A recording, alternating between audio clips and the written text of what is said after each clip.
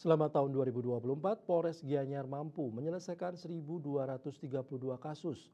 Kasus tersebut meliputi kriminal, penyalahgunaan narkoba, pelanggaran lalu lintas, dan kasus kecelakaan lalu lintas.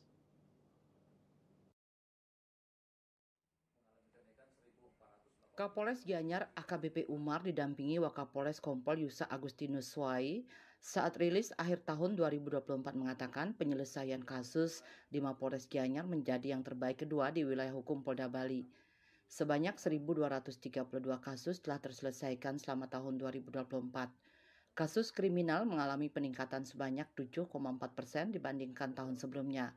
Di tahun 2024 terjadi 1.482 kasus kriminal, sedangkan di tahun 2023 sebanyak 1.380 kasus. Namun berbanding lurus dengan kenaikan kasus kriminal, Polres Gianyar juga berhasil menaikkan persentase penyelesaian kasus sebesar 13%. Di tahun 2024, Polres Gianyar berhasil menyelesaikan sebanyak 1.232 kasus. Sementara itu, kasus penyalahgunaan narkoba selama tahun 2024 mengalami tren penurunan dibandingkan tahun 2023 sebesar 20%.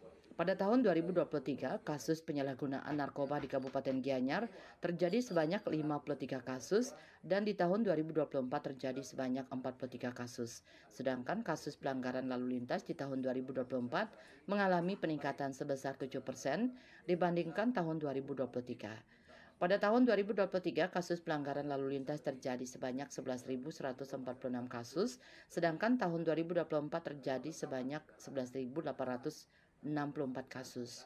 Pelanggaran lalu lintas didominasi oleh pelanggar dengan rentang usia 17 sampai 27 tahun yang merupakan usia produktif. Sementara kasus kecelakaan lalu lintas di tahun 2024 mengalami kenaikan sebanyak 5%.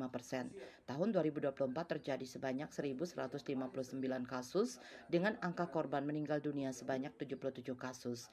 Dengan adanya kenaikan kasus pelanggaran lalu lintas dan kecelakaan lalu lintas, pihaknya mengajak masyarakat ikut bersama-sama mematuhi peraturan lalu lintas untuk mencegah terjadinya fatalitas di jalan raya. Wirnaya Bali Pos melaporkan.